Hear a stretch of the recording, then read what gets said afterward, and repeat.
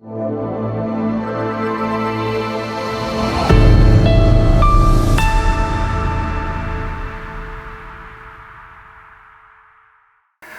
እንደተዘመረው እግዚአብሔርን ፍለጋ እግዚአብሔር የት ነው እያልን እሱን እየተጠማን ያለንበት ነው። ይሄ ሁኔታ ይሄ አሁን ያለንበት የት ነው የሚፈልገው? እግዚአብሔር ባለበት ቦታ በዙፋኑ ስር ሆነን እንፈልገዋለን። ያለ እግዚአብሔር መኖር ስለማንችል እሱ ጥማታችንን የሚያረካ ራባችንን የሚያጠግብ ጌታ ስለሆነ ስሙ ይቀደስ እና እኔ እዚህ ቁጭ ብዬ እሱን ነበር ማሰላስለው። ለምንድን ነው የምንፈልገው? ለምንድን ነው እሱን የምንጠማው? ደግሞ ሳለን ወይ ሌላ መንገድ አማራጭ ሳለን ወይ እያልኩኝ የተጠሙ ሰዎች እነሱን እያሰብኩኝ ነበረ። አምላክን የተጠሙ ሰዎች አንደኛው ሙሴ ነው። ሁላችንም እናውቀው ሙሴ የእስራኤል ሕዝብ መሪ፣ በጉልበቱ የማይመካ በእግዚአብሔር የሚመካ ሰው ነበር። ውበቱም ኃይሉም ድጋፉም እግዚአብሔር አምላክ ነበረ። እርሱ በሌለበት መኖር የማይችል ሰው ነበረ እና አንድ ጊዜ ሕዝብ እግዚአብሔር ሲያጠፉ ሲበላሹ ከመንገድ ሲወጡ ወደ እግዚአብሔር ጸለየ። እጅግ አዝኖ ነበረ። ታሪኩን እናንተ ስለምታስታውሱ ብዙ መናገር አያስፈልገኝም።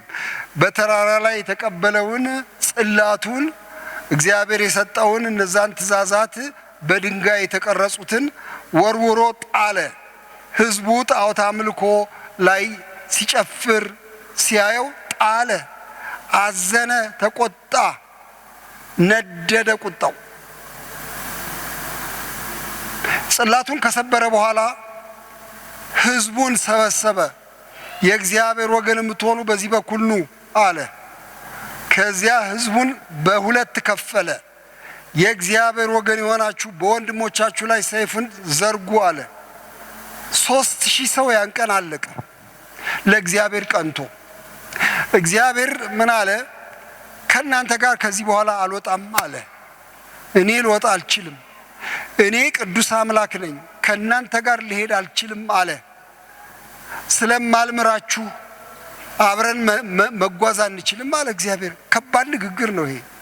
ይልቅ መልአኬን እሰዳለሁ፣ እሱ ይመራችኋል፣ ወደ ተስፋይቱ ምድር ያስገባችኋል አለ። ሙሴ ይሄንን ሊቀበል አልፈለገም። እንዴት አርጎ አንተማ ካልወጣ ከኛ ጋር ምናችን ነው የሚወጣው? ከሌላው ሕዝብስ የተለየን መሆናችን በምን ይታወቃል? ከግብፅ አውጥቶ ምድረ በዳ እንዲሞቱ ለቀቃቸው ተብሎ ያንተ ስምሳ አይነሳም ወይ? እንዴት የሚሆን ነገር ነው ብሎ ጮኸ።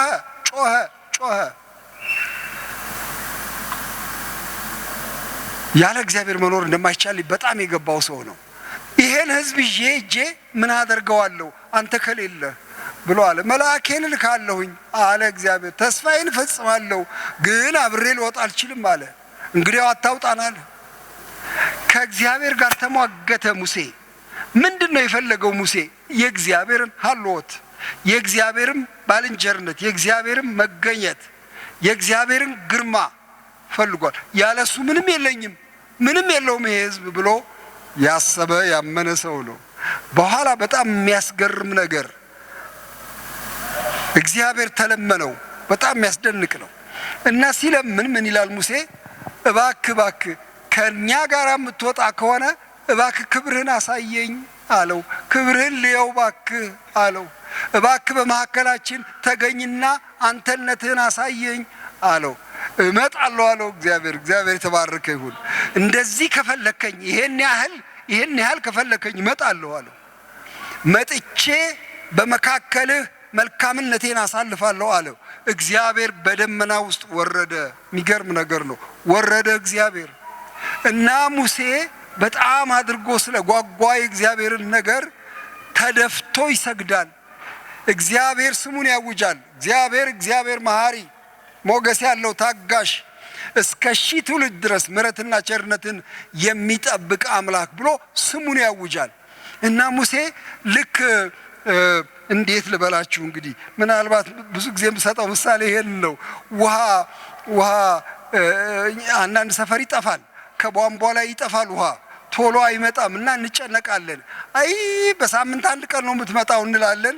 የዚያን ቀን ሁላችንም ዕቃችንን ይዘን እንሄዳለን። አንዳንድ ሰፈር ቀኑን ሙሉ ትጠፋና ውሃ ሌሊት ትመጣለች እና እህቶቻችን ሌሊት ይነሱና አይናቸውን እያሻሹ ባልዲውን፣ ሳፋውን፣ ዕቃውን ሁሉ ሰብስበው ይሯሯጣሉ ያችን ውሃ እስኪነጋ ድረስ ለመቅዳት።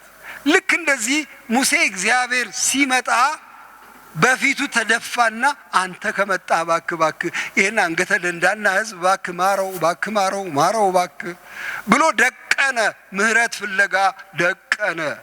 ራሱን አቀረበ። እባክህን እግዚአብሔር ሆይ አንተ አትግደለን፣ ይልቅ ማረን፣ አትይብን ብሎ አለ። እግዚአብሔርም ደግሞ ምህረቱን አወጀ። እግዚአብሔር ይመስገን። በጣም ይፈልግ ነበር ሙሴ እግዚአብሔርን፣ ያለሱ ምንም ማድረግ ስለማይቻል። ዳዊት እግዚአብሔርን ይፈልግ ነበር። እንጨትና ውሃ በሌለበት በምድረ በዳ ነፍሴ አንተን ናፈቀች፣ ስጋዬ አንተን ናፈቀች፣ ተጠማሁ አንተን፣ ምህረትህ ከሕይወት ይሻላል፣ አንተን እፈልግሃለሁ ብሎ አለ። ዝም ብሎ ከመኖር አንተን አግኝቼ ብሞት ይሻለኛል። እግዚአብሔር አገኘው ዳዊትን። እግዚአብሔር ይባረክ። ሐዋርያው ጳውሎስ እግዚአብሔርን ናፈቀ፣ ፈለገ። እኔ ብዙ ነገር አለኝ፣ ትምህርት አለኝ፣ እውቀት አለኝ፣ ዘር አለኝ፣ ብዙ መመኪያ አለኝ፣ ግን የጌታዬን እውቀት የጌታዬን ሀልዎት የእሱን ማንነት ለመረዳት ሁሉን እንደ ጉድፍ እቆጥራለሁ። ስለ ኢየሱስ ክርስቶስን ሁሉን እንደ ጉድፍ እቆጥራለሁ። አሁን ያገኘው ሰው አይደለሁም፣ እንዳገኘው እሮጣለሁ ብሎ ፍለጋውን ያሳያል ጌታን።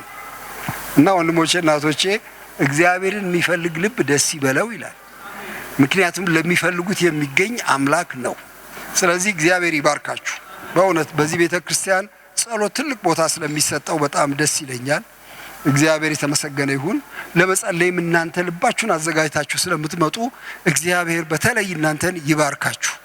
ይሄን ማለት እፈልጋለሁኝ እና ይሄንን እግዚአብሔርን ፍለጋ በሚል ትንሽ ነገር ልናገር እፈልጋለሁ ዛሬ እና ነገ ደግሞ እንደ ጌታ ፈቃድ። እግዚአብሔርን መፈለግ ምንድን ነው? ለምንድን ነው የምንፈልገው? ፈልገነውስ ምንድን ነው የምናገኘው? እንዴትስ ነው የምንፈልገው? እነዚህ ነገሮች እያነሳን ትንሽ እንድነጋገር ነው በልቤ ውስጥ ያለው። እግዚአብሔር የሚፈለግ አምላክ ነው። እግዚአብሔር የተመሰገነ ይሁን። ግን አንድ ነገር በጣም የገረመኝን ልነግራችሁ እፈልጋለሁ። እሱ ምንድን ነው? እግዚአብሔር የሚፈለግ አምላክ ነው። ፈልጉት ይላል። ለምሳሌ አሞጽ ላይ በጣም ግልጽ በሆነ ቋንቋ አሞጽ ምዕራፍ 5 ላይ እግዚአብሔርን ፈልጉ በሕይወትም ትኖራላችሁ ይላል። እግዚአብሔርን ፈልጉ በሕይወት ትኖራላችሁ። ቤቴልን አትፈልጉ፣ ጌልገላን አትፈልጉ ብሎ ይናገራል። የቦታ ስሞች ያነሳል። ቤርሳቤህን አትፈልጉ፣ ጌልገላን አትፈልጉ፣ ቤቴልን። ምንድን ናቸው እነዚህ ቦታዎች? እነዚህ የጣዖት አምልኮ ቦታዎች ናቸው። ያን ዘመን ይሰግዱባቸው የነበሩ የጣዖት ቦታዎች ናቸው። ሌላ ነገር አትፈልጉ ነው የሚለው። ሌላ አምላክ አትፈልጉ። ወደ ቤቴል ወደ ጌልገላ እየዞራችሁ ሌላ ነገር አትፈልጉ። እረፍት የሚሰጥ ምንም የለም። በሕይወት ትኖሩ ዘንድ እግዚአብሔርን ፈልጉ ብሎ ይላል። በጣም ግልጽ ነገር ነው። ለካ እግዚአብሔርን መፈለግ የሕይወትና የሞት ጥያቄ ነው። እግዚአብሔርን መፈለግ ቢያሰኘኝ አረገዋለሁ፣ ባያሰኘኝ አላረገውም። ከቻልኩኝ እፈልገዋለሁ፣ ካልቻልኩ ምንም አይደለም። ቢገኝም ጥሩ ነው፣ ባይገኝም እስከዚህ ምንም አይደለም። የሚያሰኝ ሳይሆን የሞት የሽረት ጥያቄ ነው እግዚአብሔርን መፈለግ። በሕይወት መኖር ከፈለጋችሁ በቃ ይሄው ብቻ ነው፣ እሱን ፈልጉ ብሎ ይላል። እንግዲያው ይሄ ፍለጋ በጣም ኃይለኛ ነገር እንደሆነ መገንዘብ እንችላለን። እኔ ዛሬ በተለይ ከእናንተ ጋር ዛሬና ነገን ደግሞ እንደ ጌታ ፈቃድ እግዚአብሔርን ያልፈለገችውን እስራኤልን እሱ ደግሞ የፈለጋትን እስራኤልን ይሄንን ታሪክ የሚተርከውን የሆሴዕን ትንቢት አብረን እንድንመለከተው ነው ያሰብኩት። እግዚአብሔር ፈላጊያችን ነው። እግዚአብሔር የተመሰገነ ይሁን። ይሄንን ወረቀቴ ላይ ጻፍኩና እንደው እግዚአብሔርን መፈለግ አለብን። በዚህ መንገድ እንፈልገው፣ በዚህ ሰዓት እንፈልገው፣ በዚህ አይነት እንፈልገው እያልኩ ቆየሁና ለካ እሱ ነው ፈላጊያችን። እንዲያውም እኛም አይደለንም። እግዚአብሔር ራሱ ሕዝቡን ፈላጊ አምላክ ነው። ስሙ የተቀደሰ ይሁን። እግዚአብሔር ሕዝቡን ፈላጊ አምላክ ነው። ለካኔ አይደለም የምፈልግህ አንተ ራስህ ትፈልገኛለህ። እንግዲያው ስንፈላለግ እንገናኛለን። ስፈልገው የመፈለግን ልቡናም የሚቀሰቅስ እሱ ነው። ግን እሱ ራሱ ለካ ይፈልጋል። ጌታ እግዚአብሔር የሕዝቡ ፈላጊ አምላክ ነው። እግዚአብሔር ይመስገን። ዛሬ ጠዋት ኤፌሶን ምዕራፍ 5 ላይ አንድ ጥቅስ አነበብኩኝ። ጥቅሱ እናንተ በጣም የምታውቁት ነው። ስለ ጋብቻ የሚናገር ጥቅስ ነው። ግን አንድ ነገር ልቤ ውስጥ አመጣልኝ። እሱን ሳልናገር ወደዚህ ትምህርት ልገባ አልፈልግም። ኤፌሶን ምዕራፍ 5 ላይ ያለውን ስለ ቤተ ክርስቲያን ነው የሚናገረው። ሐዋርያው ጳውሎስ ስለ ባልና ሚስት ሊናገር ፈልጎ ነው ይሄንን የሚያስተላልፈው። ግን የሚገርማችሁ ወሰድ ያደርገዋል። እዚህ እንዳነበብኩት ሊናገር የፈለገው ባልና ሚስት እንዴት አብረው እንደሚኖሩ፣ እንዴት እንደሚዋደዱ፣ እንዴት ተከባብረው እንደሚኖሩ ለማስተማር ነው። ግን ልቡናው ገፋ የሚያደርገው ስለ ክርስቶስና ስለ ቤተ ክርስቲያን መናገር ነው። እና ያስደንቀኛል። ላንብብላችሁ። እንደዚህ ይላል፣ ባሎች ሆይ ክርስቶስ ደግሞ ቤተ ክርስቲያንን እንደወደዳት ይላል ቁጥር 25 ላይ። ባሎች ሆይ ክርስቶስ ደግሞ ቤተ ክርስቲያንን እንደወደዳት ሚስቶቻችሁን ውደዱ፣ በውሃ መታጠብና ከቃሉ ጋር አንጽቶ እንዲቀድሳት ስለ እርሷ ራሱን አሳልፎ ሰጠ። እድፈት ወይም የፊት መጨማደድ ወይም እንዲህ ያለ ነገር ሳይሆንባት ቅድስትና ያለ ነውር ትሆን ዘንድ ክብርት የሆነችን ቤተ ክርስቲያን ለራሱ እንዲያቀርብ ፈለገ። ይሄ ሰው የትቶታል ስለ ጋብቻ መናገሩን።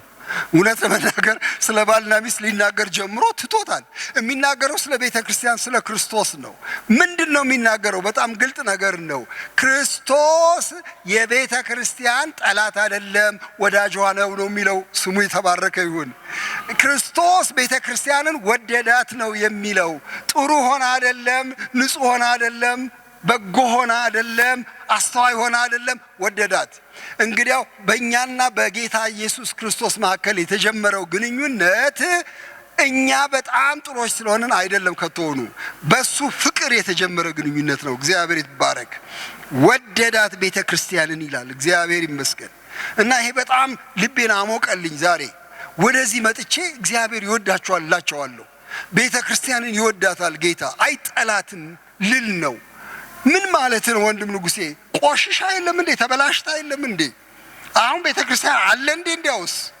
እንዲያውስ ሁኔታው ሲታይ በእውነት ቤተ ክርስቲያን አለች እንዴ? እንዲያውስ ነገር ግን እኔ ምንም ልናገር አልተፈቀደልኝም። ይወዳታል። ኢየሱስ ክርስቶስ ቤተ ክርስቲያኑን ይወዳል። እግዚአብሔር ይመስገን። መውደድ ብቻ አይደለም፣ ስለወደዳት ነፍሱን ምን አድርጓል? አሳልፎ ሰጠ ነው የሚለው። አሳልፎ ሰጠ፣ ሞተላት። የፍቅሩን ጽናት የሚያሳይ ነገር ነው። ኢየሱስ ክርስቶስ ለቤተ ክርስቲያን ሞተላት። እስከዚህ ድረስ ይወዳታል። ይቺ ማህበር ተስፋ አላት። በቃ ይሄ ነው ተስፋዬ። አሁን የቤተ ክርስቲያን አሁን ይሄ እናንተ የተሰበሰባችሁ እዚህ ያላችሁ ማህበር፣ በሌሎች ቦታዎች ያሉ ክርስቲያን ወንድሞቼና እህቶቼ ተስፋ አላቸው ወይ? አዎ። ተስፋቸው ምንድን ነው? የክርስቶስ ፍቅር። ስለሚወደን ብቻ እንኖራለን።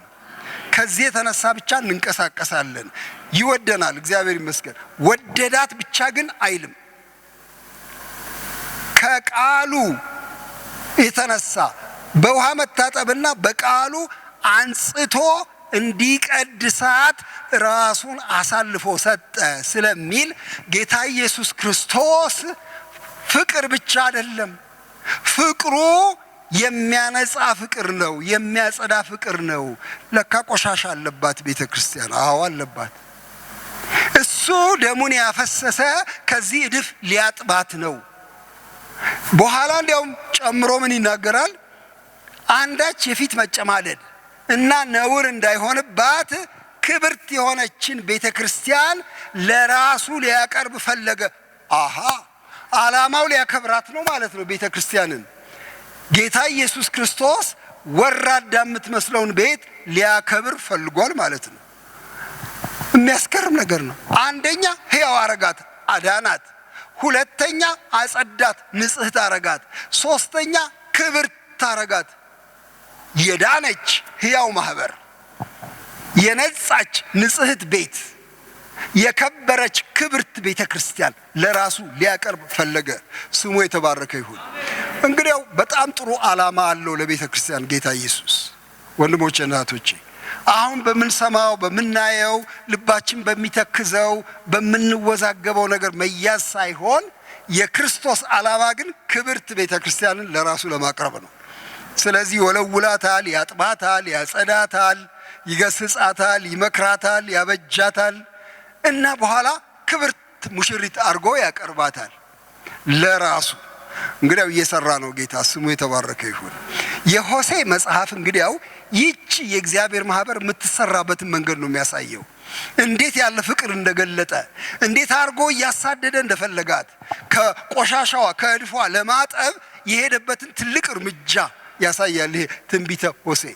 እሷ አልፈልግም ብላ ስትኮበልን እሱ የትም አታመልጭም እያለ ሲፈልጋት ነው የምታገኙት። እሷ ሽምጥጥ አርጋ ስትሄድ፣ ውሽሞቿን ተከትላ ስትሄድ መንገድ እየዘጋ አንቺ የኔ ነሽ ይላታል። ትክዝ ብላ እሷ የምትገባበት ስታጣ እያባበለ ወደ ራሱ ያስጠጋታል። የሆሴ ትንቢት የእግዚአብሔርን የማያቋርጥ ፍቅር፣ የማይሸነፍ ፍቅር ማስረጃ ነው። እግዚአብሔር የተባረከ ይሁን እና ወንድሞቼና እህቶቼ ዛሬና ነገን ይሄን ልናገር ነው በፊታችሁ የመጣሁት። ምንድነው የምትናገረው? እግዚአብሔር ቤቱን ይወዳል። ነገር ግን ቤቱን ይወዳል ማለት ከነክርፋቱ ያስቀምጠዋል ማለት አይደለም። ቤቱን ያጸዳል፣ ቤቱን ይወለውላል።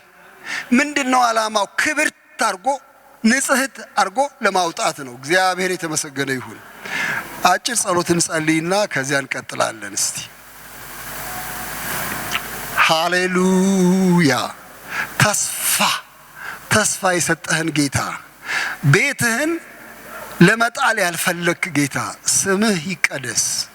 እግዚአብሔር ሆይ አንተ ለዚች ቤት ያለህ ዓላማ በጣም ትልቅ ስለሆነ ተመስገን። ለማህበርህ፣ ለህዝብህ፣ ለልጆችህ ያለህ ዓላማ ጌታ ሆይ አይጨናገፍም፣ አይበላሽም። አንተ የፈቀድከው ስለሚሆን አከብርሃለሁ። እግዚአብሔር ሆይ የቃልህን ብርሃን ስጠን፣ እንድናስተውልም ልቡናችንን ክፈተው። በጌታ በኢየሱስ ክርስቶስ ታላቅ ስም አሜን። እግዚአብሔር ይመስገን። ስለዚህ ወደ ትንቢተ ሆሴ እንሄዳለን። መጽሐፍ ቅዱሳችሁን ይዛችኋል ብዬ አስባለሁ። ብዙዎቻችሁ ወይም በስልካችሁም ይዛችሁ ሊሆን ይችላል። ይሄንን መጽሐፍ ትንቢተ ሆሴዕን ስናየው ፊት ለፊት የሚታየው ነገር ቅድም እንዳልኳችሁ እግዚአብሔርን ያልፈለገችው እስራኤል ናት። ዞር በል ያለችው እስራኤል ናት። እሱ ደግሞ አለቅሽም ያለ አምላክ ነው። ይሄንን መንገታገት፣ ይሄንን መጓተት ትመለከታላችሁ በትንቢተ ሆሴዕ ውስጥ እና ምንድነው የሚያጓትታቸው? እሱን የሚጎትተው ፍቅር ነው። ከፍቅሩ የተነሳ ነው። እሷ ደግሞ ወዲያ ወዲህ የምትለው ካለማወቅ፣ ካለማስተዋል፣ ከእንጭጭነት ደግሞ ከሌላ ማባበል የተነሳ ወደ ሌላ ልቡኗ ወዲያ ወዲህ ሲል ትመለከታላችሁ። እስቲ ምዕራፍ 1 እንክፈተውና ከመነሻው ትንሽ እንድንመለከት ልጋብዛችሁ እፈልጋለሁኝ። በጣም ጥሩ መጽሐፍ ነው በእውነት። ትንሽ ነው፣ ሁሉን ዘልቀን ማጥናት አንችልም። ቢሆንም ግን ይህን የእግዚአብሔርን ፍቅር ለሕዝቡ ያለውን እሱን እንድናስተውልበት ነው ዋና ዓላማዬ። ከዚያ ደግሞ እንዴት አድርጎ ወደ ራሱ እንደሚስበን ለማሳየት ነው። በይሁዳ ነገሥታት በኦዝያንና በኢዮአታም በአካዝና በሕዝቅያስም ዘመን በእስራኤልም ንጉሥ በዮአስ ልጅ በኢዮርብዓም ዘመን ወደ ብኤሪ ልጅ ወደ ሆሴዕ የመጣ የእግዚአብሔር ቃል ይህ ነው ብሎ ይጀምራል እና ልክ እንደዚህ ሲጀምር ይሄን ሁሉ ገለጻ ምን ያስፈልጋል? በሆሴዕ በኩል ትንቢት መጣ ብሎ አይጀምርም ወይ? አይደለም። ሆሴዕ የነበረበትን ዘመን ትንሽ ፍንጭ ይሰጠናል። ይሄ መልእክት የመጣው በምን ዘመን ነው? ይሄው እንደገና ላንብብ። በይሁዳ ነገሥታት በኦዝያን በኢዮአታም በአካዝ በሕዝቅያስ ዘመን በእስራኤል ንጉሥ በዮአስ ልጅ በኢዮርብዓም ዘመን ወደ ብኤሪ ልጅ ወደ ሆሴዕ የመጣ የእግዚአብሔር ቃል ይላል። በኋላ እስቲ ለመሆኑ ምን አይነት ዘመን ነበር ብዬ ወደ ኋላ መመልከት ጀመርኩኝ። የነዚህ ሰዎች ዘመን ምን አይነት ነበር? መጽሐፈ ዜና መዋዕል ካልዕ ውስጥ ሄጄ ለማየት ሞከርኩኝ። ምን አይነት ዘመን ነበረ? የነዚህ ሰዎች አንድ 5 ነገስታት ተጠቅሰዋል። ምን አይነት ዘመን ነበር ብዬ ለማየት ሞከርኩኝ። መጽሐፈ ዜና መዋዕል ካልዕን ታገኙታላችሁ። ከሰለሞን መንግስት መፍረስ በኋላ ለሁለት ይከፈላል የእስራኤል መንግስት። የይሁዳ ወገን ሁለቱ ነገዶች ብንያምና ይሁዳ አንድ ላይ ይሆናሉ። ከዚያ ደግሞ እስራኤል 10 ነገዶች ደግሞ ለብቻቸው ይሆናሉ። የተከፋፈለ መንግስት ነበረ። በተከፋፈለው መንግስት ላይ በተለይ ሆሴዕ ያነሳቸው የይሁዳን ነገስታት ነው። በአብዛኛው 4ቱ እነሱ ናቸው። አንደኛው የእስራኤል ንጉስ ነው። በእነሱ ዘመን ምን ሆነ እያልኩ ለማንበብ ስሞክር ያገኘሁት ነገር በጣም ብዙ ነገር ነው የሆነው። ይሄ ኦዚያ የሚባል ሰው እግዚአብሔርን የሚፈልግ እግዚአብሔርን የሚወድ ንጉስ ነበረ። በጣም አድርጎ ወደ እግዚአብሔር የተጠጋ ሰው ነበረ። በአባቱ በዳዊት መንገድ የሄደ ሰው ነበረ። በጣም አስገራሚ ስራዎችን የሰራ ሰው ነበር። እግዚአብሔር ረጅም የግዛት ዘመን ሰጠው። ረጅም በጣም ጥሩ ነገር እያደረገ ኖረ። በጣም ያስገርማችኋል። ይሄ ሰው በኋላ ትንሽ ተበላሸ። ግን በጣም አስደናቂ ስራ ሲሰራ የቆየ ሰው ነው። በኋላ እንደገና ደግሞ ከሱ ቀጥሎ እዚህ እንደምንመለከት የተጠቀሰው አካዝ የሚባል ሰው አለ። እሱም እንደዚሁ በጥሩ መንገድ ሄደ። ሕዝቅያስ ደግሞ በጣም የታወቀ እግዚአብሔርን የሚፈራ እግዚአብሔርን ቤት ያደሰ ከሰናክሬም ጋራ ፊት ለፊት የተጋፈጠ እግዚአብሔር የረዳው ሰው ነበረ። አስገራሚ ሰው ነበረ።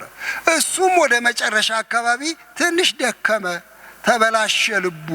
በጣም የሚገርም ነገር ነው። እንዲያው ፍንጭ ብቻ ብሰጣችሁ ጥሩ ነው ብዬ አስባለሁ። ለምን ይሄ ታሪክ የተተረከበትን አውድ ብናየው ጥሩ ነው። እግዚአብሔር እንዴት ባለ መንገድ ይሄንን እንዳመጣ ይናገራል። ለምሳሌ ምዕራፍ 13 ላይ ታገኙታላችሁ። እግዚአብሔር እንዴት አድርጎ እንደረዳቸው እነዚህ ነገስታት ያሳያል። ንጉሱ ኢዮርብዓም በነገሰ በ18ኛው ዓመት አብያ የሚባል በይሁዳ ንጉስ ሆነ። እዚያ እሱ 3 ዓመት ያህል ነገሰ ይላል። ከዛ ትልቅ ጦርነት ነበር። እግዚአብሔር ረዳቸው። እግዚአብሔር በኢዮርብዓም ላይ ረዳቸው የይሁዳን ነገስታት። ከዚያ በኋላ በምዕራፍ 14 ላይ አብያ ከአባቶቹ ጋር አንቀላፋ፣ በዳዊት ከተማ ቀበሩት። ልጁ አሳ በእርሱ ፋንታ ነገሰ። በእርሱም ዘመን ደግሞ እንደዚሁ ምድሪቱ አረፈች ብሎ ይላል። በጣም ጥሩ ስራ ሰራ። ከዚያ እንደገና ምዕራፍ 16 ላይ ደግሞ ሌላ ነገር ታያላችሁ። እዚያ ደግሞ አሳ በነገሰ በ36ኛው ዓመት የእስራኤል ንጉስ ባኦስ በይሁዳ ላይ ወጣ። ወደ ይሁዳም ንጉስ ወደ አሳ ማንም መውጣት መግባት እንዳይችል አድርጎ ራማን ሰራ። አሳም ከእግዚአብሔር ቤትና ከንጉሱ ቤት መዝገብ አውጥቶ ይሰጠዋል። በጣም የሚገርም ነገር ነው።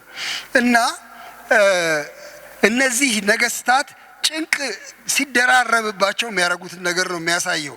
ምዕራፍ 17 ላይ ሲመጣ ኢዮሳፍጥ ነገሰ፣ ጠነከረ። እሱ ደግሞ የተመሸጉ ከተሞች ሰራ፣ የአባቱን አምላክ ፈለገ ይላል። ቁጥር 4 ላይ በአሊምን አልፈለገም ይላል። በአባቱ መንገድ ሄደ፣ እግዚአብሔር ረዳው በጣም አድርጎ። እና ይሄ ኢዮሳፍጥ በጣም ባለጠጋ ሆነ፣ ብዙ ክብር ነበረው። ግን አንድ ችግር ነበረው ደግሞ ኢዮሳፍጥ ከእስራኤል ንጉስ ከአክዓብ ጋር ደግሞ ተወዳጀ፣ ዘመድ አረገው።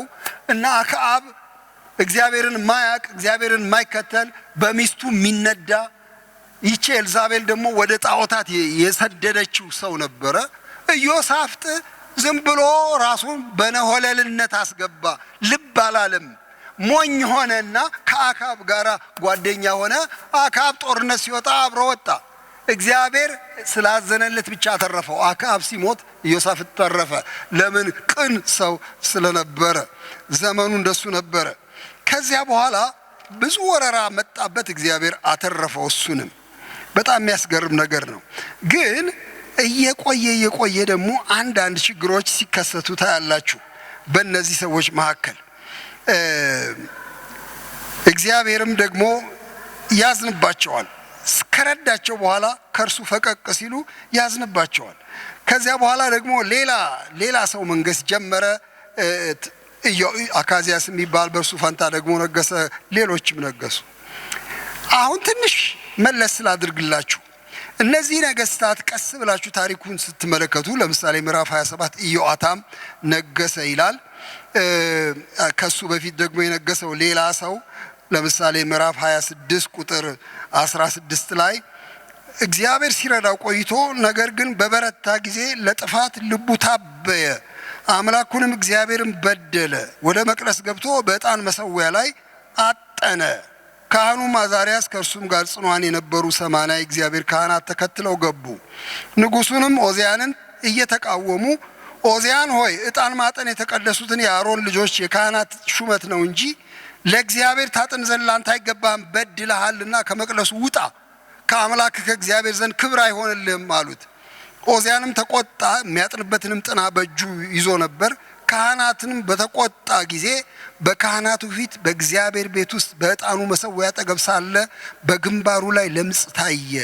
ታላቁም ካህን አዛርያስ ካህናቱም ሁሉ ተመለከቱት፣ እነሆም በግንባሩ ላይ ለምጽ ነበረ። ፈጥነውም አባረሩት። እርሱም ደግሞ እግዚአብሔር ቀስፎት ነበርና ይወጣ ዘንድ ቸኮለ ይላል ታሪኩ። ምን ማለት ነው? እነዚህ ነገስታት ከእግዚአብሔር ጋር ሲሆኑ ይዋጋላቸዋል፣ ይረዳቸዋል። ከእርሱ ፈቀቅ ሲሉ ልባቸው ሲታበይ ደግሞ ይቀስፋቸዋል። በዚህ አይነት ነበረ ሕዝበ እስራኤልን እግዚአብሔር ሲመራ የቆየው እና ሆሴዕ እነዚህን ነገስታት ቀስ ብሎ ተመልክቷቸዋል፣ አይቷቸዋል። በነገስታቱ ዘመን የነበሩትንም ደግሞ የእስራኤል ሕዝብ ልቡና አዳምጧል። እና አሁን መልእክት መጣለት። መልእክቱ ምንድን ነው? ቁጥር 2 ትንቢተ ሆሴዕ ምዕራፍ 1 እግዚአብሔር መጀመሪያ በሆሴዕ በተናገረ ጊዜ እግዚአብሔር ሆሴዕን ምድሪቱ ከእግዚአብሔር ርቃ ታላቅ ግልሙትና ታደርጋለችና ሂድ፣ ጋለሞታን ሴትና የግልሙትናን ልጆች ለአንተ ውሰድ አለው። እርሱም ሄዶ የዴቤላይምን ልጅ ጎሜርን አገባ። እሷም ጸነሰች፣ ወንድ ልጅ ወለደችለት።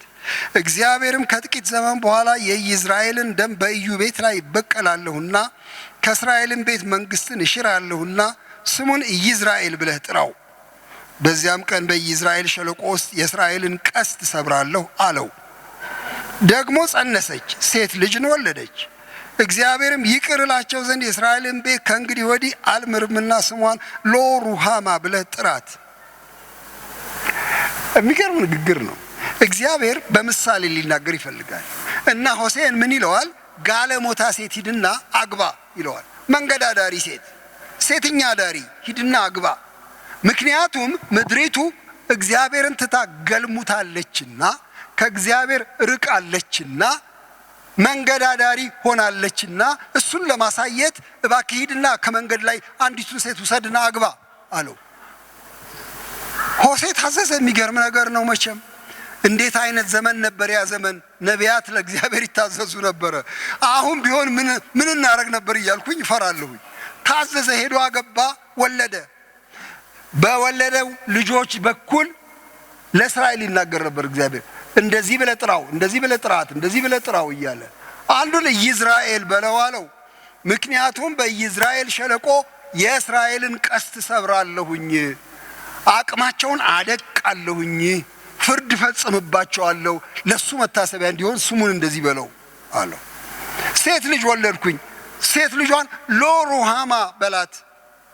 ምክንያቱም አልምራቸውም እንደማልምራቸው ለማሳየት ስሟን ሎሩሃማ፣ ምህረት የማይገባት በል። ሎአሚ በል የምትቀጥለውን ልጅ ሎአሚ የምትለው ምክንያት ሕዝቤ አይደላችሁም ከእንግዲህ ወዲህ በቃ ተለያይተናል ለማለት ነው ብሎ ይላል። ለምንድን ነው ይህን ሁሉ መንገድ የሚሄደው? እግዚአብሔር ሊያስረዳቸው ፈልጓል። ችግራቸውን ሊገልጽላቸው ፈልጓል። ከእርሱ መራቃቸውን፣ ከምህረት መንገድ መውጣታቸውን፣ ከህዝብነት መንሸራተታቸውን ሊያሳያቸው ፈልጓል። ይህን ሁሉ ይናገራል። በዚህ ሰው ህይወት ምሳሌነት ይናገራል። በኋላ ግን እግዚአብሔር ይመለሳል። ደግሞ በጣም የሚገርም ነገር ነው። በጣም ይመለሳል። እኔ አንዳንድ ጊዜ የእግዚአብሔር ባህሪን መረዳት ለቤተ ክርስቲያን በጣም ያስፈልጋታል። እግዚአብሔር ክፋትን ሲያይ መቆጣቱን፣ ንስሐን ሲያይ መመለሱን ማወቅ በጣም ያስፈልጋል። እግዚአብሔር ምን አይነት አምላክ ነው? ጻድቅ። እግዚአብሔር ምን አይነት አምላክ ነው? መሐሪ። በቃ እንደዚህ ነው እግዚአብሔር። እንግዲያው የተበላሸውን እንደገና የሚያድስ የሚያስተካክል። አሁን ምዕራፍ 2 ሕዝቤ አይደላችሁም ተብሎ በተነገረበት በዚያ ስፍራ የሕያው አምላክ ልጆች ይባላሉ። የይሁዳ ልጆችና የእስራኤል ልጆች በአንድነት ይሰበሰባሉ። ለእነርሱም አንድ አለቃ ይሾማሉ፣ ከምድሪቱም ይወጣሉ። የኢዝራኤል ቀን ታላቅ ቀን ይሆናልና ወንድሞቻችሁን አሚ፣ እህቶቻችሁን ሮሃማ በሏቸው፣ ሕዝቤ በሏቸው፣ ምሕረት የተገባችሁ በሏቸው። እለውጠዋለሁ ቀኑን ይላል ጌታ፣ ስሙ የተባረከ ይሁን። የተበታተነ እስራኤልና ይሁዳ አንድ ላይ ተሰብስበው አንድ አለቃ ይገዛቸዋል። አንድነት አመጣለሁ፣ ሕዝቤ ነህ እላለሁ፣ ምሕረት እሰጣለሁ ብሎ ይህን ተስፋ ይሰጣል እግዚአብሔር። አስደናቂ አምላክ ነው። እንግዲያው እባካችሁ እነዚህን ሁለት ባህሪያቱን አታጣሏቸው። ቤተ ክርስቲያን እግዚአብሔር በቃ ምንም አያረግም፣ በእውነት ምንም አያረግም፣ የፈለግነው መሆን እንችላለን ብላ የምትሸመጥጥ ከሆነ አይቀርላትም በትሩ። በቃ እግዚአብሔር ጻድቅ ነዋ፣ አይቀርላትም በትሩ። አይ እግዚአብሔር ትቶናል እባክህ፣ እኛ ድሮ ነበረ እግዚአብሔር፣ አሁንማ የት አለ እግዚአብሔር ብላ ደግሞ ተስፋ ቆርጣ እንድትቀመጥ አይሻም። ወደ እግዚአብሔር ለሚፈለጉት ደግሞ እግዚአብሔር ይመለሳል። እግዚአብሔር የተባረከ ይሁን። ሕዝቤ ናችሁ ይላል እንደገና፣ ምሕረት እሰጣለሁ ይላል እግዚአብሔር እንደገና አንድነትን አጠብቃለሁ ይላል እግዚአብሔር። እንግዲያው ይሄ አምላክ ነው ሊፈለግ የሚገባው አምላክ። እስራኤል ግን ሳታቅ አልፈለገችው፣ ይልቅ ትሸሽ ነበረ። ሽሽቷን ነው እዚህ የምንመለከተው እና ጥቂት ነገር በሱ አንጻር ላነሳ ፈልጋለሁ። ለምንድን ነው የምትሸሸው? ምንድን ነበረ የእስራኤል ችግር የሚለውን 1-4 ነገሮች አሁን አነሳላችኋለሁኝ እና በዚያ ውስጥ የራሳችን እንድንፈትሽ ቤተ ክርስቲያናችን እንድንፈትሽ ልጋብዛችሁ ነው የምፈልገው። ለምንድን ነው የሚርቀው የሰው ልጅ? ለምንድን ነው ቤተ ክርስቲያን የምትርቀው ከአምላኳ ከአባቷ? ለምን ትርቃለች? ለምን ይሄ ሁሉ ችግር መጣ? 1-4 ምክንያቶችን ከዚህ መጽሐፍ ውስጥ ላነሳ ፈልጋለሁ። የመጀመሪያው ነገር ላነሳ የምፈልገው አንዱ ትልቁ በሽታ እውቀት ማጣት ነው። እውቀት ማጣት ነው። እግዚአብሔርን አለማወቅ ነው። ምዕራፍ 4 ላይ እንደዚህ ይላል፣ እናንተ የእስራኤል ልጆች ሆይ እውነትና ምሕረት እግዚአብሔርንም ማወቅ በምድር ስለሌለ እግዚአብሔር በምድሩ ላይ ከሚኖሩ ጋር ክርክር አለውና ይላል። ሙግት ይዣለሁኝ ከነዋሪዎቹ ጋራ፣ ከሕዝቤ ጋራ ሙግት ይዣለሁ። ምንድነው ሙግቱ? አያውቁኝም። ይኸው አያውቁኝም። ምን ማለት ነው አያውቁኝም ማለት? ስምህን አናውቀውም፣ ማን እንደሆን ካናውቀውም። አይ ስሙ፣ እውነትና ምሕረት እግዚአብሔርንም ማወቅ በምድር ስለሌለ እግዚአብሔር በምድሩ ላይ ከሚኖሩ ጋር ክርክር አለው። አለማወቃቸውን የሚያሳዩ ነገሮችን ስሙ። አሁን የእግዚአብሔርን ቃል ስሙ። እርግማንና ሐሰት፣ ግዳይና ስርቆት፣ ምንዝርናም ወጥተዋል። ደምም ወደ ደም ደርሷል። እየተከታተለ ደም ይፈሳል ማለት ነው። ደምም ወደ ደም ደርሷል። ስለዚህ ምድሪቱ ታለቅሳለች፣ በእርሷ የሚቀመጡ ሁሉ ከምድር አራዊትና ከሰማይ ወፎች ጋር ይደክማሉ፣ የባህሩም ዓሦች ያልቃሉ። የሚገርም ነገር ነው። ሕዝብ ከካህን ጋር እንደሚከራከሩ ናቸው። ማንም አይከራከር፣ ማንም አይዝለፍ። በቀን ትሰናከላለህ፣ ነቢዩም ካንተ ጋር በሌሊት ይሰናከላል፣ እናትህንም አጠፋታለሁ ይላል። እንዴ ምን ማለቱ ነው ጌታ? አላወቃችሁኝም? የእኔን ባህሪ አላወቃችሁትም? እኔ የእውነት አምላክ ነኝ፣ እናንተ እውነትን ጣላችሁ። እኔ የምህረት አምላክ ነኝ፣ እናንተ ግን ጭካኔ አበዛችሁ። እኔ የፍቅር አምላክ፣ እናንተ ግፍ አበዛችሁ። እኔ የበረከት አምላክ፣ እናንተ እርግማን አበዛችሁ፣ ስርቆት አበዛችሁ ብሎ ህዝቡን ይወቅሳል። በዚህ ምክንያት ተለያየን ብሎ ይሄን ይናገራል። ይቺ እግዚአብሔርን አለማወቅ የምትል ነገር የወረቀት እውቀት እንዳይመስላችሁ። የወረቀት እውቀት አይደለም። አሁን በቴዎሎጂ ትምህርት ቤት ተምሮ እግዚአብሔርን ማወቅ እንደሱ አይነት ነገር አይምሰላችሁ። እግዚአብሔርን ማወቅ ባህሪውን ተረድቶ በፍርሃት መኖር ማለት ነው። ለምሳሌ የካህኑ የኤሊ ልጆች ታስታውሳላችሁ። የመቅደስ አገልጋዮች ነበሩ፣ መስዋዕት አቅራቢዎች ነበሩ፣ ህዝቡን የሚያስተናብሩ ነበሩ። ግን እየነጠቁ ይበሉ ነበረ። ለመስዋዕቱ የሚቀርበውን ከአፍላሉ ውስጥ ከምንቸቱ ውስጥ ራሳቸው እየነጠቁ ኧረ እባክህ መጀመሪያ ለእግዚአብሔር ይቅረብ ያንተን ድርሻ በኋላ እሰጥሃለሁ ሲሉ አይሰሟቸው።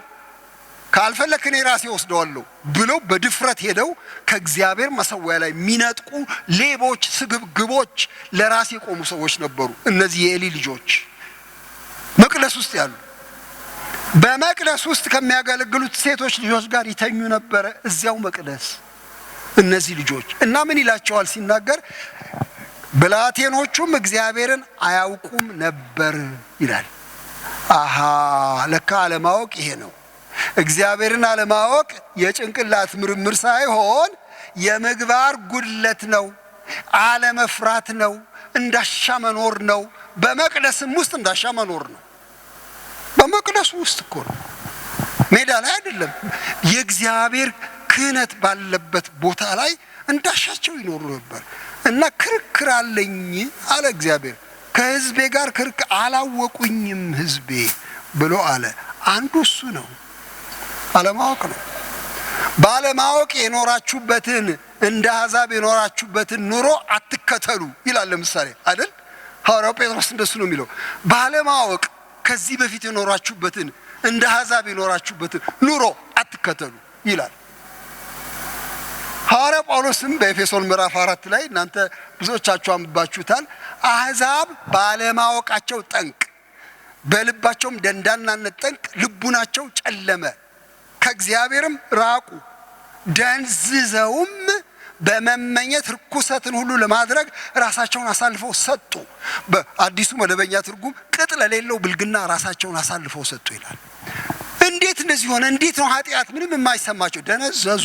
እንዴት ደነዘዙ? አላወቁም፣ ማይሞች ሆኑ በመንፈስ ባለማወቃቸው ጠንቅ፣ በልባቸውም ደንዳናነት ጠንቅ ጨለማ ወረሳቸው።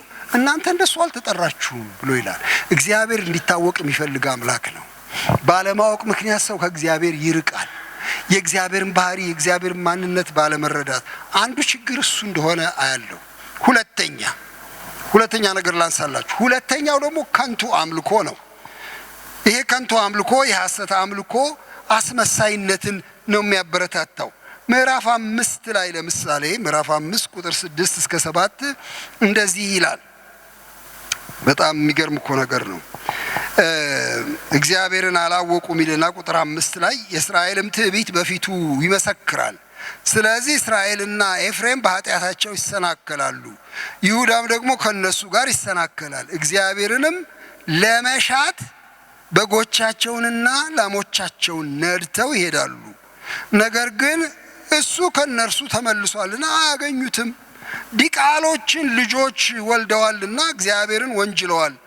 አሁንም 1 ወር እነርሱና ርስታቸውን ይበላቸዋል ብሎ ይላል። የሚገርም ነገር ነው። ያስገረመኝ ልንገራችሁ። ፍለጋ እግዚአብሔርን ፍለጋ ብለው ነው የሚወጡት።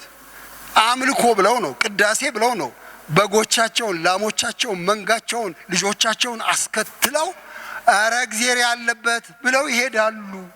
ግን የውሸት ነው። ፍላጎታቸውን ለማግኘት ብቻ ነው እንጂ በእውነት የእግዚአብሔር ጥማት ውስጣቸው የለም። እንደዚህ አይነቶቹን አልቀበላቸውም ብሎ እግዚአብሔር ይሄንን ከንቱ መስዋዕት አልቀበልም ይላል። ይሄንን አላይም ብሎ ይላል። የሚገርም ነገር ነው። ምዕራፍ 6 ቁጥር 6 ላይ ምን ይላል? ከመስዋዕት ይልቅ ምሕረትን ከሚቃጠልም መስዋዕት ይልቅ እግዚአብሔርን ማወቅ እወዳለሁና በዚህ ምክንያት ማልቀበለው። መስዋዕት ብታንጋጋ፣ መዝሙር ብታንጋጋ፣ ጸሎት ብታንጋጋ፣ ስብከትን ብትለጥጠው ከመስዋዕት ይልቅ ምሕረትን እወዳለሁ፣ ከመስዋዕት ይልቅ እግዚአብሔርን መፍራትን እወዳለሁ ብሎ እግዚአብሔር አለ። እንግዲያው አልፈለገችውም እቺ እስራኤል በእውነት እንዲያው ታስመስላለች እንጂ በደንብ አልፈለገችው። ስለዚህ ለማታለል ትሞክራለች፣ በአምልኮ በመስዋዕት ለማታለል ትሞክራለች። አይሆንም እንደዚህ ይላል እግዚአብሔር። እውነተኛ አይደለም፣ ብሎ ይጸየፋል። ሶስተኛ ላነሳ ነው። ሶስተኛው ይቺ እስራኤል እግዚአብሔርን እፈልጋለሁ ትላለች፣ ግን ሌላ ፍላጎት ደግሞ አላት። ደባል ፍላጎት አላት። ቅድም ወንድማችን ሲዘምር እዚህ ሰማ ነው። ጥማኝ፣ ራበኝ፣ አንተን ብቻ እያለ ሲዘምር እሰማ ነበረ። እግዚአብሔር ብቻ፣ ሌላው ይቅርብኝ፣ አንተን ብቻ። ግን ይቺ እስራኤል አንተን ብቻ አትልም፣ ሌሎችም አሉ፣ አንተም ግን አለ። ለማንኛውም ደብልቃ የምትሄድ ናት ይቺ እስራኤል። አፒታይቷ፣ ፍላጎቷ ሌላ ነው፣ ሌላ ነው፣ ሌላ ነው። ይሄንን አይቷል እግዚአብሔር። ምዕራፍ 2 እዚሁ ሆሴዕ ላይ እንደዚህ ይላል። ምዕራፍ 2 ከቁጥር 7 ልጀምር። እናታቸው እስራኤልን ነው የሚለው አመንዝራለች፣ የጸነሰቻቸውም እንጀራዬንና ውሃዬን ጥጤንና የተልባ እግሬን ዘይቴንና መጠጤን ከሚሰጡኝ ከውሽሞቼ በኋላ እሄዳለሁ ብላ አስነወረቻቸው።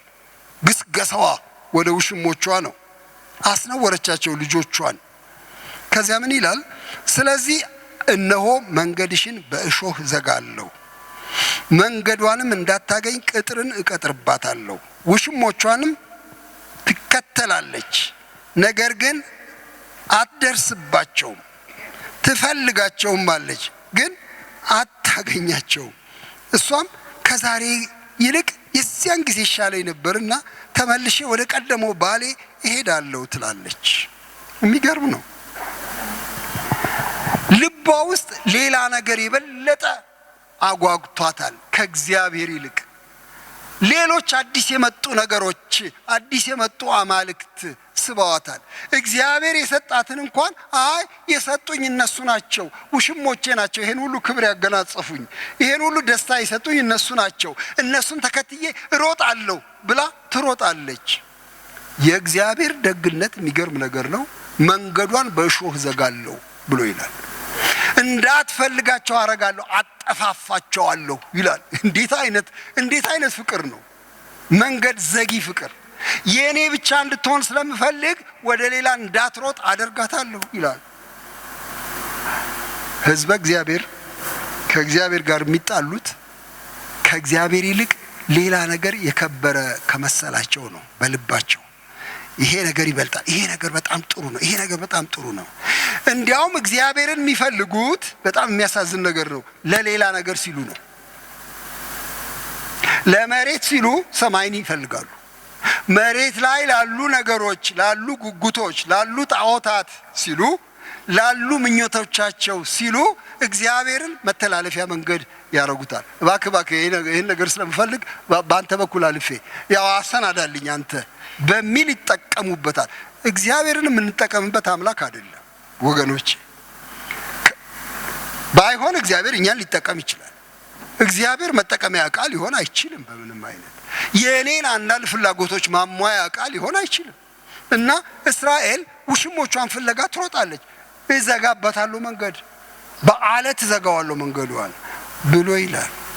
እንዲህ ይላል፣ እሷም እህልና ወይን ጠጅ ዘይትንም የሰጠኋት ለበዓልም የተሰራውን ብርና ወርቅ ያበዛሁላት እኔ እንደሆንኩ አላወቀችም። ስለዚህ እህሌን በጊዜዋ ወይን ጠጄንም በወረቷ ወስዳለሁ፣ ራቁቷንም እንዳትሸፍን ጥጤንና የተልባ እግሬን እገፋታለሁ። ለምን ውሽሞቼ ሰጡኝ እያለች እየጮኸች ነው። እኔ እገፋታለሁ። አሁንም ውሽሞቿ እያዩ ነውሯን እገልጣለሁ፣ ከእጄም ማንም አያድናትም። ደስታዋን ሁሉ፣ በዓላቶቿን፣ መባቻዎቿን፣ ሰንበቶቿን፣ ጉባኤዎቿን አስቀራለሁ። እሷም ውሽሞቼ የሰጡኝ ዋጋዬ ይሄ ነው ያለችውን ወይኗን፣ በለሷን አጠፋለሁ፣ ዱር አድርገዋለሁ። የምድረ በዳ አራዊት ይበሉታል። እኔን ረስታ ውሽሞቿን እየተከተለች በጉትቻዋና በጌጧ እያጌጠች ለበዓሊም ያጠነችበትን ወራት እበቀልባታለሁ ይላል እግዚአብሔር። እኔ ምን አልኩት? ይሄንን የጌታን ጉዳይ ብዙዎቻችሁ አሁን ይሄንን ሳነብ የእግዚአብሔር ቁጣ ብላችሁ ታስቡ ይሆናል። ነው፣ ልክ ነው፣ የእግዚአብሔር ቁጣ ነው። ግን ከሱ ይልቅ የእግዚአብሔር ፍቅር ማለት ነው ለኔ ይቀናኝ። አሳዳጅ ፍቅር። የት ነው የምትሄጂው? እኔ ነኝ ባልሽ። እንዴት አይነት ፍቅር ነው! እሷ ሽምጥጥ አድርጋ ስትሄድ አይ አትሄጂም። ከልካይ ፍቅር። የጌታ ስም የተባረከ ይሁን። እግዚአብሔር በፍቅሩ ይከልክለን። ይሄን ሽምጥ ግልቢያ እግዚአብሔር ይከልክል። በሕዝባችን መካከል ያለ የራሱን ፍላጎት ለማሳደድ የሚሮጠውን ሩጫ በእግዚአብሔር ፍቅር ይከልከልልን እና እግዚአብሔር ብዙ መንገድ ነው የሚጠቀመው። ሌላ ሁለተኛ መንገድ የሚጠቀመውን ስሙ። አንዱ እንግዲህ ድንጋይ እሾህ ማጠር ነው። ሁለተኛውን ስሙ። ቁጥር 16 ስለዚህ ነው አባብላታለሁ፣ ወደ ምድረ በዳም አመጣታለሁ፣ ለልቧም እናገራለሁ። ከዚያም የወይን ቦታዋን የተስፋ በር እንዲሆንላት የአኮር ሸለቆ እሰጣታለሁ። በዚያም ከግብፅ ምድር እንደወጣችበት ቀን እንደ ሕፃንነቷ ወራት ትዘምራለች። በዚያ ቀን ባሌ ብለሽ ትጠሪኛለሽ እንጂ ዳግመኛ በአሌ ብለሽ አትጠሪኝም ይላል እግዚአብሔር። የበዓሊምን ስም ከአፏ አስወግደዋለሁ። የሚያስገርም እግዚአብሔር ስም ይባረክ። በእውነት ስም ይባረክ። አንዳንዴ ድንጋይ እያረክ ትዘጋብናለህ፣ አንዳንዴ እያባበልከን ወደ ራስህ ትስበናለህ። ፍቅር ስላለው ጌታ ሰው ወደ እሱ እንዲመጣ ነው። ቤተ ክርስቲያን ሸምጥጣ እንድትሄድ የማይሆን ነገር ውስጥ እንድትገባ አይፈልግም ጌታ። አባብላታለሁ። እስቲ ደግሞ በማባበል ልሞክር። አባብላታለሁ። ከዚያ ሸለቆውን የተስፋ በር አድርጌ እሰጣታለሁ። የአኮርን ሸለቆ እሰጣታለሁ። ይኸው የምትፈልጊው ከሆነ ይኸውልሽ እላታለሁ። ልቧን መልሳለሁ ብሎ ይላል። ከዚያ የሚያስገርም ነገር ነው። ይሰራለታል። እግዚአብሔር የተባረከ ይሁን። ይሄ የፍቅር መንገድ ይሰራለታል። ባሌ ትይኛለሽ፣ በአሌ አትይኝም በምንም አይነት። ያንን የጣዖት ስም ከአፍሽ አስወግደዋለሁ፣ እንደገና ግንኙነታችን ይታደሳል ብሎ እግዚአብሔር ይህንን ቃል ይናገራል። እንግዲያው ጌታ ኢየሱስ ክርስቶስ ቤተ ክርስቲያንን ሊያድሳት በፍቅር እንደገና ሊያስጠጋት ይፈልጋል። ቅድም እንዳልኩት እየወለወለ እያጸዳ ክብርት የሆነችን ቤተ ክርስቲያን ለራሱ ሊያቀርብ ይፈልጋል እና ሆሴዕም ላይ የምታዩት ይሄንን ነው። በጣም የሚያስገርም ነው። አራተኛ ነገር ተናግሬ አበቃለሁ። አራተኛው ነገር እስካሁን ያልኳቸውን ነገር አስታውሳቸዋል ብዬ አስባለሁኝ። መጀመሪያ ያልኩት እውቀት ማጣት ነው የእስራኤል አንዱ ከባድ ችግር። ሁለተኛው ከንቱ አምልኮ ነው፣ አስመሳይ አምልኮ። ሶስተኛው ደግሞ እንግዳ ፍላጎት ነው፣ የእንግዶችን ሌሎች አማልክትን መፈለግ ነው። አራተኛው ደግሞ ሞኝነት ነው፣ መንፈሳዊ ሞኝነት። እንዴት መንፈሳዊ ሞኝነት አልከው? ይኸው ምዕራፍ 7 ላይ ከቁጥር 8 እስከ 11 ይህን ሞኝነት የእስራኤልን ሕዝብ ሞኝነት የእግዚአብሔርን ሕዝብ ሞኝነት ይናገራል። ምንድነው ሞኝነቱ? 7 ከ8 እስከ 11 ኤፍሬም ይለዋል። ኤፍሬም የእስራኤል መጠሪያ ነው። ኤፍሬም ከአሕዛብ ጋር ተደባለቀ። ኤፍሬም እንዳልተገላበጠ ቂጣ ነው። እንግዶች ጉልበቱን በሉት፣ እሱም አላወቀም። ሽበት ወጣበት፣ አላወቀም። የእስራኤልም ትዕቢት በፊቱ መሰከረ። ወደ አምላካቸው ወደ እግዚአብሔር ግን አልተመለሱም። በዚህም ሁሉ አልፈለጉትም። ኤፍሬምም አእምሮ እንደሌላት እንደ ሰነፍ ርግብ ነው። ግብፅን ጠሩ፣ ወደ አሦር ሄዱ። ሲሄዱ አሽክላይን ዘረጋባቸዋለሁ፣ እንደ ሰማይ ወፎች አወርዳቸዋለሁ። መከራቸውን ሲሰሙ እገስጻቸዋለሁ። ከእኔ ፈቀቅ ብለዋልና ወዮላቸው፣ በእኔ ላይ አምፀዋልና ጥፋት ይምጣባቸው። ሞኝ ሆኑ። በጣም ሞኝ ሆነ እስራኤል። የሚያሳዝን ነው። ለምን የማይጠቅሙት ባልንጀሮች አበጀ። እኔን ትተው ተደባለቁ ከአሕዛብ ጋር። አጓጓቸው እንደ አሕዛብ መሆን። በቃ እንደ ዓለማውያኑ እንደ ማንም አምላክ እንደሌለው እንደነሱ እንሆናለን አሉ። ሄደው ተደባለቁ። በጣም ሞኝ ሰዎች። መደባለቅ ብቻ አይደለም፣ እግዚአብሔር አሳምሮ ሊሰራቸው ሲፈልግ ያልበሰለ ቂጣ ሆኑ። በአንድ ወገን ያረረ በሌላ ወገን ሊጥ የሆነ ሆኑ። ማለት በአልዘለቃቸውም የእግዚአብሔር እውቀት።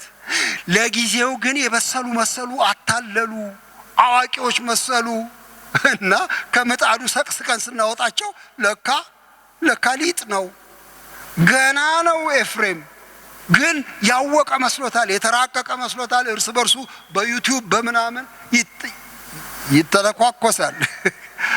በጣም አሳዛኝ ነው። ኤፍሬም ሞኝ ሆነ በጣም። እሱ ብቻ አይደለም ሞኝነቱ፣ ለሚያድን መስሎት ወደ አሕዛብ አማልክት ሄደ፣ ወደ አሶር ሄዱ።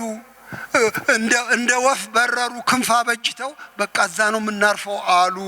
እኔ እያለሁ አጠገባቸው አዳኝ እኔ እያለሁ ክንፍ አውጥተው በረሩ። እንዴት ያሳዝናል! አእምሮ የለውም ኤፍሬም ይላል። ይኸው አእምሮ የለውም። ይህን መንፈሳዊ ሞኝነት ይገስጻል እግዚአብሔር። አረጁ፣ ደከሙ፣ ሽበት ወጣባቸው ማለት በየጊዜው ስለማይታደሱ በየጊዜው ከጌታ ጋር ስለማይጠጉ ህይወታቸው ብልሽት አለ እና ይህቺ እስራኤል እግዚአብሔርን አልፈለገችው፣ ሽሽት ይዛለች። እግዚአብሔር ግን አይለቃትም። እግዚአብሔር የተባረከ ይሁን። አንድ ብቻ ጥቅስ አንብቤላችሁ ልጨርስ እፈልጋለሁ። ምዕራፍ 3 ላይ የዚህ የእግዚአብሔር ልብ ምን እንደሆነ በጣም የሚያሳይ ንግግር ከዚህ ከማን ነው ከሆሴ ጋር እግዚአብሔር ይነጋገራል። እሱም ብቻ አንብበን ልጨርስ እፈልጋለሁ። እንዲህ ይላል እግዚአብሔርም የእስራኤል ልጆች ወደ ሌሎች አማልክት ቢመለሱና የዘቢብ ጥፍጥፍን ቢወዱ እንኳ፣ ዘቢብ ጥፍጥፍ ለመስዋዕት የሚያቀርቡት ነገር ነው። የዘቢብ ጥፍጥፍን ቢወዱ እንኳ እግዚአብሔር እንደሚወዳቸው አንተም ውሽማዋን የምትወልደውን አመንዝራይትን ሴት ውደድ አለኝ። ይህን ምን እለዋለሁ? እኔ ምን እለዋለሁ? አስደናቂ እግዚአብሔር፣ የፍቅር አምላክ እግዚአብሔር፣ ሌላ ምን እለዋለሁ? ይኸውልህ አሁንም ይወደናል እሱ በእውነት አሁንም ተስፋ አለ ቤተ ክርስቲያን፣ አሁንም ለእግዚአብሔር ሕዝብ ተስፋ አለ ለሚል ጥያቄ ምላሽ ስለመስጠት ሂድና ውሽማዋን የምትወደውን አመንዝራይትን ሴት አግባ፣ ውሰድ ለራስህ አለኝ። ቁጥር 2 እኔም በ15 ብርና በአንድ ቆሮስ መስፈሪያ ተኩል ገብስ ገዛኋት፣ ገንዘብ አውጥቼ ገዛኋት። ይችን አመንዝራይት ሴት፣ ሴተኛ ዳሪ ሴት ከመንገድ ላይ ገዛኋት። ከዛ እንዲህ ይላታል፣ ከእኔ ጋር ብዙ ወራት ተቀመጪ፣ አታመንዝሪ፣ ለሌላ ሰው አትሁኚ፣ እኔም እንዲሁ ሆንልሻለሁ አልኳት። የእስራኤል ልጆች ያለ ንጉሥና ያለ አለቃ፣ ያለ መስዋዕትና ያለ አምድ፣ ያለ ኤፉድና ያለ ተራፊም ብዙ ወራት ይቀመጣሉና ከዚያም በኋላ የእስራኤል ልጆች ተመልሰው አምላካቸውን እግዚአብሔርንና ንጉሳቸውን ዳዊትን ይፈልጋሉ። በኋለኛውም ዘመን ፈርተው ወደ እግዚአብሔርና ወደ በረከቱ ይመጣሉ። ስሙ የተባረከ ይሁን። እግዚአብሔር ይመስገን። አስደናቂ አምላክ ነው። ይህን ፍቅር ለማሳየት ይህን ነቢዩን የማይሆን ነገር ነው የሚናገረው እግዚአብሔር። ሂድና አግባ። መታዘዙ ነው የሚገርመኝ። ሆሴ መንገድ ላይ ያለችውን ሂድና አግባ። ለምንድን ነው እንደዚህ እስከዚህ ድረስ ሄደው? እግዚአብሔር በንግግር ስለማይሰሙ አሳያቸው። እኔ እንዴት እንደምወዳቸው እንዲያውቁ መንገድ የወጣችውን ውሽማ ተከትላ የምትሮጠውን ሴትዮ አንተ በገንዘብ ገዝተህ አምጣና ከዚህ በኋላ ለሌላ ሰው አትሁኚ፣ ለኔ ብቻ ሁኚ፣ እኔም እንደዚህ ሆንልሻለሁ በላት ብሎ ይሄን ምሳሌ በሰውየው ህይወት ላይ ይሰራል። እሺ አሁን ማቆም እፈልጋለሁ። እግዚአብሔር ቤተክርስቲያንን ይወዳታል። ስታጠፋ ይገስጻታል፣ ስትቆሽሽ ያጥባታል። እያበጀ ለራሱ ንጽሕት ክብርት የሆነችን ቤት ጌታ ያደርጋል። እግዚአብሔር ይመስገን። እና ታዲያ አሁን ምን አርጉ ነው የምትለን አንተ? እኛን ምን አርጉ ነው የምትለን ካላችሁ ምንም ሌላ ምላችሁ የለም። የእግዚአብሔርን ጥልቅ ፍቅር ተረዱት እና ይሄን ፍቅር አታቃሉት። ይልቁን እግዚአብሔር ሲያባብለን እሺ እንበል። አሁን ለፍለጋ መጥተናል። እዚህ ሌላ ነገር አትፈልጉ ባካችሁ። በጣም አእምሯችን እዚህም እዛም ይሄዳል። ብዙ ነው የጸሎታችንም ርዕስ። ኧረ እግዚአብሔር ራሱ ይሁን ፍላጎታችን። በመጀመሪያ መንግስቱን ጽድቁንም ፈልጉ አልተባልንም? ፈልጉ እኮ ተብለናል። ለፍለጋ የተጠራን ሰዎች ነን። ግን የሚያስደስተው ነገር እሱ ራሱ ይፈልገናል። እኛን ከጠፋንበት ይፈልገናል። ቤቱን ያግኝ ጌታ። ቤተ ክርስቲያኑን ልክ አሁን እዚህ እንደተናገረ ወደ እግዚአብሔር ይመልስ፣ ወደ በረከቱ ይመልስ። ጸጋውንም ሁሉ በላያችን ላይ ያድርግ። እንጸልይና እንጨርሳለን።